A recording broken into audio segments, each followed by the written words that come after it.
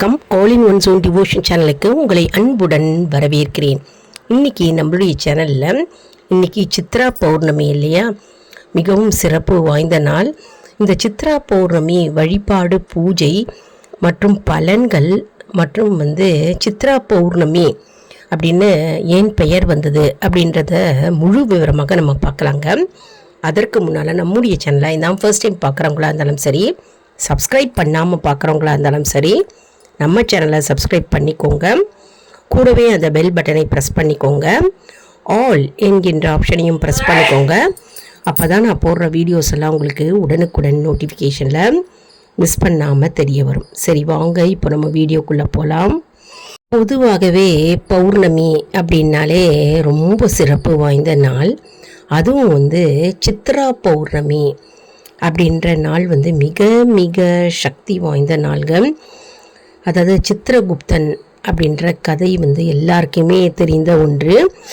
அதாவது இன்றைக்கி அனைத்து உயிர்களையும், உலகத்தில் உள்ள அனைத்து உயிர்களுக்கும் பாவ புண்ணிய கணக்கை கரெக்டாக சரிவர சித்திரகுப்தன் என்கின்றவர் எழுதி கொண்டிருக்கிறார். அதாவது சில பேர் நிறைய பாவங்கள் செய்வாங்க, ஆனால் யாருக்குமே தெரியாது அப்படின்னு நினைப்பாங்க. ஆனால் அதை எல்லாத்தையும் பார்த்து கொண்டிருக்கிறார் ஒருவர் மேலிருந்து அப்படின்னு எல்லாரும் சொல்லுவாங்க இல்லையா. அதுதான் யார் அப்படின்னா சித்திரகுப்தன் என்கின்றவர்.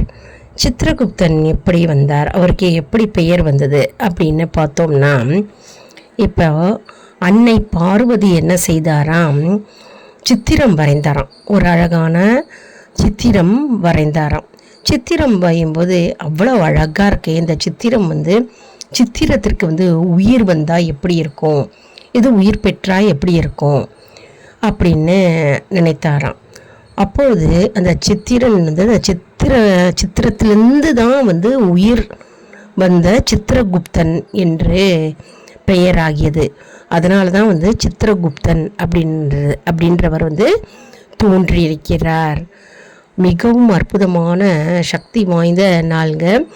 அதாவது நம்ம உலகத்தில் வாழ்கின்ற வாழ்க்கையில் தெரிந்தோ தெரியாமலோ, அறிந்தோ அறியாமலோ நம்ம செய்கின்ற பாவங்கள், அனைத்து பாவங்கள் இருக்கு இல்லையா, அந்த பாவங்கள் என்னென்ன அப்படின்னு கரெக்டாக லிஸ்ட்டு போட்டு எழுதி வச்சுருப்பார். நம்ம என்னென்ன புண்ணியம் செய்கிறோம் அதெல்லாமும் லிஸ்ட்டு போட்டு எழுதி வச்சுருப்பார். அதாவது நம்ம இறந்த பிறகு நமக்கு பாவ புண்ணியத்திற்கு ஏற்றாற்போல் நமக்கு சொர்க்கமோ நரகமோ நமக்கு கிடைக்கும் என்பது நம்பிக்கை.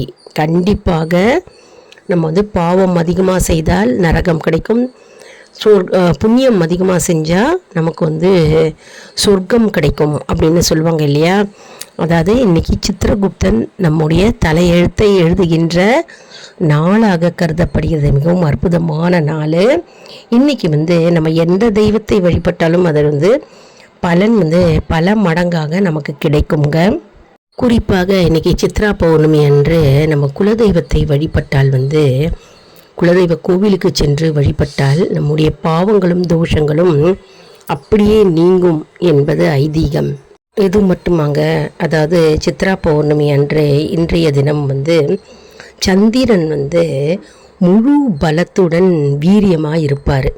பொதுவாகவே பௌர்ணமி அன்று சந்திரன் வீரியத்துடன் இருப்பார், மிகவும் சக்தி வாய்ந்ததாக இருப்பார். இன்றைக்கி அதுவும் சித்ரா பௌர்ணமி இல்லையா, அதுவும் இன்றைக்கி நம்ம சந்திரனை பார்த்து நம்ம வழிபட்டால் நம்முடைய ஜாதகத்தில் இருக்கும் சந்திர தோஷம் அனைத்தும் நீங்கும் என்பது நம்பிக்கை. இன்றைக்கி நம்ம என்ன வழிபாடு செஞ்சாலும் சரி, என்ன தெய்வத்தை நம்ம வேண்டி வழிபாடு செஞ்சாலும் சரி, ஸ்லோகம் சொன்னாலும் சரி, மந்திர ஜபங்கள் நம்ம உச்சரித்தாலும் சரி, நமக்கு இருக்கின்ற மனக்குழப்பங்கள் நீங்கும். மற்றும் சந்திரனால் ஏற்படும் மனக்குழப்பங்கள், மனவேதனைகள், சந்திர தோஷங்களை சரி செய்வார் இன்னைக்கு. அதனால் இன்றைக்கி மிகவும் சக்தி வாய்ந்த நாளாக கருதப்படுகிறது. இன்றைய தினம் திருவண்ணாமலைக்கு சென்று நம்ம சிவனை வழிபட்டால் இன்னைக்கு நற்பலன்களை தரும். அது மட்டும் இல்லைங்க, கிரிவலம் செய்தால் மிகவும் சிறப்பு வாய்ந்தது. மேலும் புண்ணிய நதிகளில் நீராடினால், இன்றைக்கி நிறைய புண்ணிய நதிகள் இருக்குது இல்லையா, கங்கை, யமுனை, காவேரி இந்த நதிகளில் நம்ம நீராடினாலே போகிறோம், நமக்கு வந்து புண்ணியத்தை தரும். சித்ரா பௌர்ணமி வந்து மிகவும் சிறப்பு வாய்ந்த, அற்புதமான, மிகவும் சக்தி வாய்ந்த நாள். இன்னைக்கு எந்த பூஜை செய்தாலும், என்ன வழிபாடு செஞ்சாலும் நமக்கு வந்து அதீத புண்ணியத்தை தரும் என்று கூறப்படுகிறதுங்க. அதாவது சித்திரகுப்தன் என்பவர் வந்து யம தர்மரின் கணக்காளர், கணக்கு எழுதுவர். அவர் சித்திரகுப்தன், அவர் கணக்கு எழுதவர். அவரை வந்து இன்னைக்கு நினைத்து நம்ம ஒரு 5 நிமிடம் தியானித்தாலே போதுங்க. சித்திரகுப்தனை நினைத்தாலே போதும், நம்முடைய கர்ம வினையின் தீவிரம் வந்து குறைய ஆரம்பிக்கும். அதாவது சித்திரகுப்தனை வந்து மனதார நம்ம நினைத்து தியானிக்க வேண்டும். ஓம் சித்திரகுப்தரே போற்றி போற்றி அப்படின்னு மனதார நினைத்து, அவரை நினைத்து போற்றி அப்படின்னு போற்றினாலே போதுங்க. கர்ம வினையோட தீவிரம் இருக்கு இல்லையா, அவ்வளவு தீவிரம், வீரியம், அந்த தீவிரம் வீரியம் வந்து அப்படியே படிப்படியாக குறைய ஆரம்பிக்கும். இந்த நாளில் சித்ரா பௌர்ணமி அன்னைக்கு சித்ரா அன்னம் அப்படின்னு நம்ம தானம் செய்யணும். சித்ரா அன்னம் அப்படின்னா இன்னைக்கு வந்து எலுமிச்சம்பழம் சாதம், தேங்காய் சாதம், இந்த மாதிரி புளியஞ்சாதம், இந்த மாதிரி சாதத்தை வந்து கலவை சாதமாக கலந்து நம்ம தானமாக கொடுத்தால் இன்றைய தினம் என்ன ஆகும் அப்படின்னா, பல ஜென்மங்களாக வம்சாவழியாக வந்த தோஷங்கள் வந்து அப்படியே நீங்கும் என்பது ஐதீகம். அதனால் இன்னைக்கு வந்து தானங்கள் தாராளமாக நம்ம செய்யலாம்.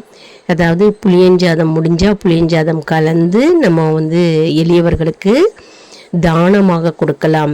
எலுமிச்சம்பழம் சாதம், தேங்காய் சாதம், ஏதாவது ஒரு சாதமாக நம்ம வந்து கலந்து தானமாக கொடுத்தால் இன்றைய தினம் வந்து பல ஜென்மங்கள், 7 ஜென்மங்கள் பிறவிகளில் வந்து இருந்த தோஷங்கள் அனைத்தும் வந்து நீங்கும். இந்த செயல் வந்து சித்திரகுப்தரை வந்து மகிழ்விக்குமா. அது மட்டும் இல்லைங்க, வம்சாவழியில் வருகின்ற அல்லது வந்த தோஷங்கள் அனைத்தும் அப்படியே இருந்த இடம் தெரியாமல் ஓடி போகும். அதனால் அவ்வளவு வந்து இந்த தானம் தர்மங்கள் வந்து அவ்வளவு சிறப்பு வாய்ந்தது. அதனால் நம்மளால் முடிந்த அளவுக்கு இன்றைய தினம் வந்து ஒரு 2 பேக்கெட் அல்லது 3 பேக்கெட்டு நம்ம வந்து புளி சாதம் பேக்கெட் அல்லது எலுமிச்சம்பழம் சாதம் பேக்கெட்டு நம்ம வந்து தானமாக நம்ம கொடுத்தால் நம்முடைய தோஷங்கள் அப்படியே நீங்கும். இன்றைய தினம் வந்து சுமங்கலி பெண்கள் வந்து அம்மனை நினைத்து விரதம் இருந்து வழிபட்டால் மாங்கல்ய பலம் வந்து அவர்களுக்கு கூடும் என்பது நம்பிக்கை. அது மட்டும் இல்லைங்க, குடும்பத்தில் வந்து அமைதி நிலவும்.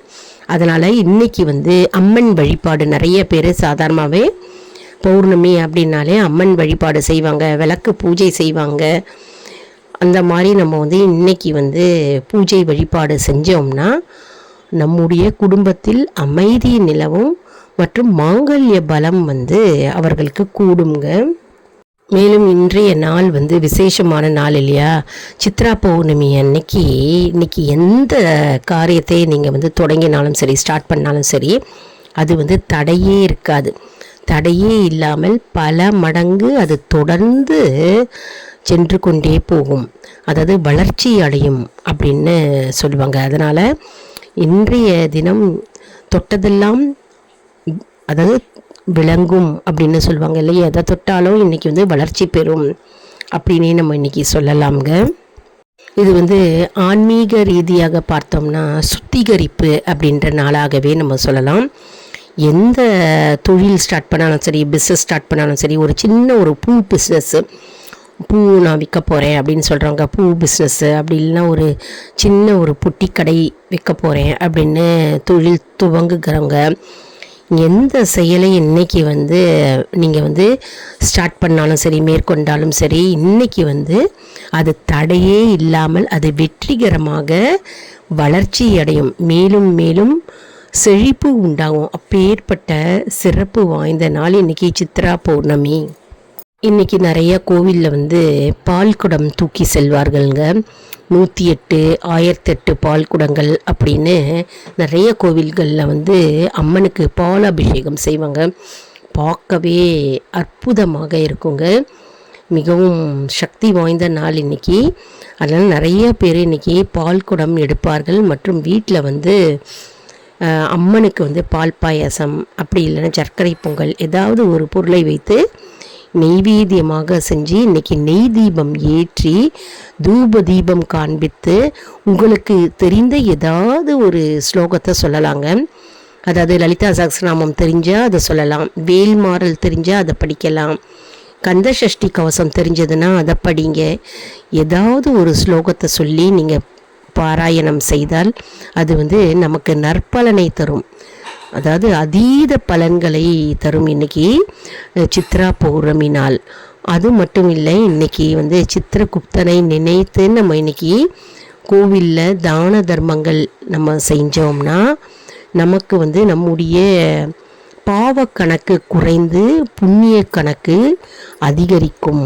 அதாவது இறைவனை நம்ம மனதார நினைத்து நம்பிக்கையோடு நம்ம செயலை செய்யணும். எந்த செயல் செய்தாலும் சரி நம்பிக்கையுடன் இறை பக்தியுடன் நீங்கள் எந்த தெய்வத்தை இன்றைக்கி வழிபட்டாலும் சரி, உங்களுடைய குலதெய்வத்தை வழிபட்டாலும் சரி, முருகனை வழிபட்டாலும் சரி, அப்படி வந்து ஆஞ்சநேயர் மற்றும் வந்து பெருமாள், எந்த தெய்வத்தை நீங்கள் மனதார நினைத்து வழிபட்டாலும் சரி, இன்றைக்கி வந்து இறை வழிபாடு அப்படின்றது மிக மிக முக்கியமான ஒரு அம்சமாக கருதப்படுகிறது. மற்றும் இன்றைக்கி வந்து சித்ரா பௌர்ணமி இல்லையா, இன்றைக்கி மாலை நேரத்தில் வந்து கோவிலுக்கு கண்டிப்பாக நம்ம சென்று இறைவனை வழிபட வேண்டும். மற்றும் பிரகாரத்தை வந்து நம்ம சுற்றி வரலாம். நெய் தீபம் அல்லது நல்லெண்ணெய் தீபம் ஏற்றி வரலாம். கோவிலில் காலையில் வந்து பால்குடம் தூக்குவார்கள். அதை பார்த்தாலும் நமக்கு வந்து புண்ணியம் கிடைக்குங்க. இன்னும் சொல்லப்போனால் இன்றைய தினம் எந்த தெய்வத்தை நீங்கள் வேண்டினாலும் சரி, மனதார நம்பிக்கையுடன் வேண்டினாலும் சரி, அது ஒரு பிராயச்சித்தியமாக நமக்கு அமையுங்க. நம்முடைய தோஷங்கள் அப்படியே நீங்கும் என்பது ஐதீகம். அதனால் இன்றைய பொழுது சித்திர பௌர்ணமி நம்ம வந்து தவற விடக்கூடாது. மிக மிக மிக முக்கியமான நாள். நம்ம வந்து காலையில் நேரம் இல்லை அப்படின்றவங்க மாலை பொழுதில் வீட்டில் விளக்கு ஏற்றி வச்சுட்டு ஏதாவது உங்களுக்கு தெரிஞ்ச ஒரு மந்திரத்தை நீங்கள் உச்சரிக்கலாம். இப்போ முருகன் அப்படின்னு எடுத்துட்டிங்கன்னா ஓம் சரவண பவ அப்படின்ற மந்திரத்தை வந்து நீங்கள் 27 முறை 108 முறை நீங்கள் வந்து உச்சரிக்கலாம்.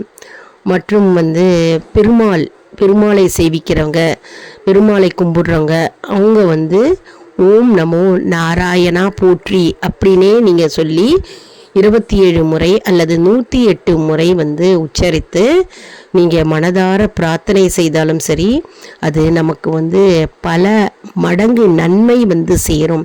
மற்றும் நம்முடைய தோஷங்கள் நீங்கும் என்பது ஐதீகம்.